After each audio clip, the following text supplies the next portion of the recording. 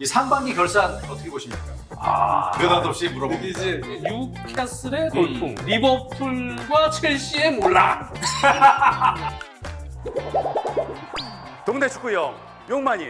이때쯤이면 한번 우리가 좀 점검을 좀 해봤으면 해가지고 제가 네. 이렇게 어렵사리 장기현 위원님 모셔가지고 굳이 따지면 전반기 후반기로 나눠서 전반기가 끝났는데 19경기가 끝났어요. 아 맞아, 반환점이 이제 딱 네, 그렇죠. 돌았어. 이 상반기 결산 어떻게 보십니까? 느닷없이 물어봅니다. 이제 여기랑 좀 안 어울리는 그런 전문적인 주제가 이제 그래. 예. 아스날의 아스날. 네, 아스날 아르테타 감독 축구의 완성. 갑자기 팬이 막 느는 소리가 들려요. 그렇죠. 축구를 너무 잘하더만. 네. 올해 갑자기 만들어진 팀이 아니고 계속해서 만들어 온 팀이다. 담금질 시켜서 이제 딱 아르테타 축구가 이제 완성이 되는. 그다음에 뉴캐슬의 돌풍, 리버풀과 첼시의 몰락. 네. 지금 뭐 상반기 그렇게 봐야겠네요. 네. 화났어요? 예? 화난 거 아니죠? 아니에요. 리버풀 첼시가 붙어있네. 9위 10위 나란히. 리버풀이 첼시보단 낫네. 한 경기 덜했어 지금. 우리가 이제 빅6라고 얘기했었는데 지각 변동이 상당히 많이 일어났어요. 네. 6위권 내에 리버풀 첼시가 밀려나면서 이랬고 아스날의 약진 승점 차이가 벌써 8점 차인데 북런던 더비가 끝난 시점입니다. 우승 가능성 크다고 보지 않습니까? 충분히 지금 절반 넘어갔는데 8점이면 1위 할 실력으로 지금 네. 1위가 된 거기 때문에. 자신감이 너무 넘치고 자기들 축구가 확신이 있어. 맞아요. 선수들이. 네. 토마스 파티가 때려가지고 그 골대 세컨볼 중거리 슈팅. 와 진짜 얘네 팀 무섭다. 첼시가 큰일 났어. 첼시 어떡하니? 실제 얘기 안 하셔도 됩니다. 지금 상황이 너무 복잡한 상황이라 벤 치렐, 리스 제임스부터 해서 커리의 핵심 캉테, 최전방에서 스트라이커로 아주 엄청나게 기량이 성장하고 있던 브로야 불어야죠. 지금 다 부상. 부상 방지 이런 것도 실력이고 다. 다른 팀들도 다 마찬가지예요. 그래서 이제 그 의무 팀들에 대한 원성도 많긴 해요. 왜 이렇게 관리를 못하냐? 저녁마다 술 먹어요 요즘 안 좋은데? 살이 찌죠. 그래서 저는 살이 찌는 시기가 딱 정해져 있어요. 첼시 부진회 때가 제가 급격히 살이 쪄요. 스트레스를 받아서 첼시 팬한테 많이 미안합니다. 먹기 때문에. 빅6는 이제 깨진 거라고 봐야 되는 거죠? 아직은 이제 모르죠. 리버풀 첼시가 도약할 수 있는 시점도 생기긴 할 거예요. 리버풀도 지금 부상자가 많거든요. 반다이크도 지금 부상으로 빠져 있고 루이스 디아스, 조타. 지금 시기는 리버풀이 노세한 미드필더들, 새로 영입한 각포, 챔피언스리가 시작되는 2월 중순 이전부터는 리버풀도 다시 또 치고 올라갈 가능성이 높아요. 첼시도 새로 이제 또 막 영입을 했어요. 무드릭 같은 선수는 샤우타르에서 영입한 선수인데 잘해. 무지 빠르고. 근데 이 팀도 너무 멀던데. 샤우타르에서 1억유로에 데려왔는데요. 그치. 제가 보기에는 딱 한 1,500에서 2,000만 파운드 정도면 되는 선수거든요. 아스날이 지금 데려올라 선수를 뺏은 거죠. 그렇지, 사실은. 그렇지, 맞아. 장기 계약을 박아놨잖아요. 지금 엄청난 7년인가? 거의 메이저리그처럼. 무조건 주는 게 아니고 3천만 유로인가를 나중에 그쵸. 아무튼 저 옵션들이 이제 섞인 그런 조약 계약이긴 한데. 돈 문제는 아니라 그런 거 좋아하니까 싹 봤거든요. 근데 무드릭이 네. 사실 하이라이트 우리가 이렇게 유튜브나 이런 것만 보면 상당히 좋은 선수로 생각이 들지만 이 친구는 우크라이나 리그에서 있다가 바로 오는 거고. 그렇죠. 지금 전쟁 중이긴 하지만 리그는 좀 했었거든요. 11월 달 말까지. 많은 잠재성을 가지고 있다 했지만 그래도 한 2천만 파운드면 되는 정도 선수예요. 제가 보면. 근데 지금 이거를 1억 유로를 두고 물론 잠재성이 엄청 뭐 있다고 판단할 수 있겠지만 이거는 무조건 오버페이죠. 뭐 앞으로 지켜봐야 될 것 같고. 아무튼 뭐 그런 선수들 우리가 지켜보는 것도 재미가 있는 것 같고 상반기만 놓고 봤을 때 챔스리그 나갈 팀 4팀을 한번 골라보는 거죠. 아스날, 맨시티, 맨시티, 맨체스터 유나이티드 4위 경쟁이 뉴캐슬이 지금 겨울 이적 시장에 확실한 보강을 막 하고 이런 단계는 아니에요. 저는 후반기에는 뉴캐슬은 전반기보다는 약간 떨어질 가능성이 있다고 보이죠.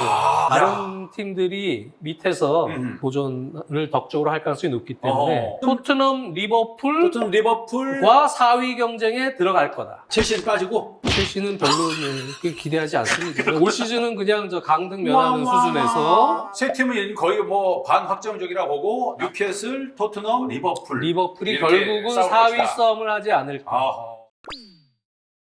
두 번째 얘기를 이거를 좀 더 해보려고 하는데요. 겨울 이적 시장이 좀 있으면 이제 닫힐 거예요. 우리나라 선수들 포함해서 좀 이적할 만한 선수도 있겠느냐. 이강인도 좀 이렇게 마요르카에서 큰일 나겠는데 했는데 쓱 올라오고. 어릴 때부터 지금 계속 봤지만 키우는 재미가 있어서 지금 계속 발전하거든요. 처음에 발렌시아 있을 때만 해도 압박을 막 나가야 될 타이밍, 체력적으로 어떻게 뛰어야 되는지 밸런스를 잘 알질 못했기 때문에 체력적인 밸런스를 어떻게 해야 되겠구나라는 걸 이제 좀 아는 것 같아요. 그렇지. 어찌 보면 우리 국민들이 지금 같이 어시어시 하고 있는 함께 이렇게 그래 잘하고 있어 이런 느낌이 들어요. 이번 특히 월드컵 때도 그런 게 있었고 아기레 감독이 지금 너무 남기려고 하고 있기 때문에 지금 현재 너무 좋으니까 사실은 김민재도 지금 나폴리에서는 그대로 있을 것 같고 대단하지. 손흥민도 변수가 생긴다면 겨울은 아닐 것 같고요. 전반기에는 콘테 감독이 시행착오 단계였다고 보여져요. 그 시행착오가 뭐냐? 지난 시즌에 좋았던 후반기에 좋았잖아요. 그 주축이 손흥민, 케인, 클루셉스키 이 체계가 제일 좋았어요. 내용적으로는. 근데 올 시즌에는 공격 파괴력을 좀 올려보자. 히살리송과 손흥민, 케인을 공존시켜서 득점을 더 파괴력을 올려보고 페리시치 선수를 그렇지. 데려와서 거기서도 공격 파괴력을 좀 올려서 약간 기복이 있었던 공격 득점력을 극대화시켜보자. 막상 히살리송을 오른쪽 윙포드로 기용을 하니까 이 선수는 사실은 기본적으로 오른발잡이고 왼쪽 윙포드가 더 편한 위치고요.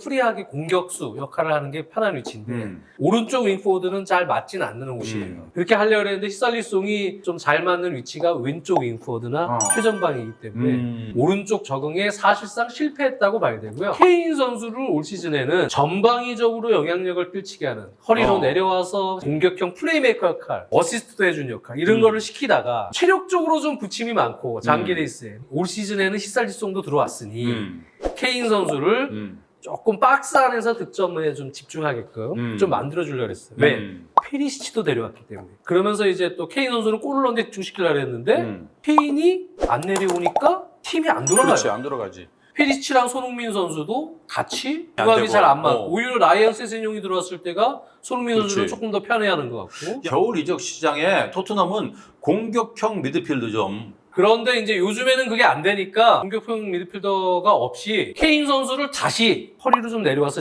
지난 시즌처럼 좀 움직이게끔 하니까 4대0이 나온 거예요.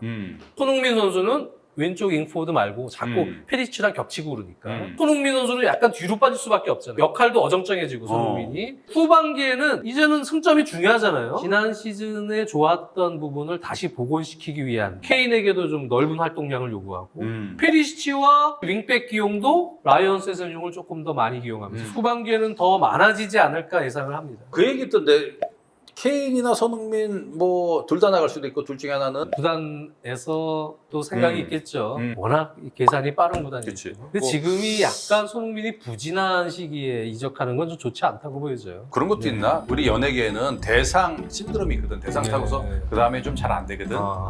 근데 여기도 마찬가지로 득점왕 했는데 견제도 많이 들어오고 읽히기도 많이 읽혔고. 득점왕하고 올 여름부터 해서 뭐 6월에 대표팀 평가전도 많았고 전체적으로 피로가 좀 누적된 상황에서 저는 예전처럼 그렇게 확실하게 만들고 들어온 시즌은 아니라고 보여져요. 얼굴도 다치고 시야도 이제 안 좋으니까 또 짜증나고 또 새로운 선수랑 또 잘 안 맞고 팀도 케인 선수 역할이 약간 바뀌면서 또 도와줄 선수도 많이 부족하고 손흥민 선수는 92년생이지만 본인 최정상일 때 컨디션은 분명히 다시 찾을 수 있다. 이게 다른 요인들이 좀 겹쳐있기 때문에 큰 걱정은 하지 않고요. 황희찬은 지금 로페테게 감독이 올버햄튼 새로 와서 되게 예뻐하고 있거든요. 월드컵 때 그걸 봤는지 본 거죠. 그렇지. 그런 월드컵이 주는 그런 짧은 시간 임팩트가 있어요. 그게 사실 실력이니까. 황희찬 선수는 지금 자리를 못 잡고 있으니까 물론 나이가 많이 차긴 했지만 경기를 뛰어야 됩니다. 뛰고 폼을 다시 찾을 수 있는 운동선수는 운동해야 돼. 뛰는 팀에 가는 게 최고야. 본인이 너무나도 잘 알겠지.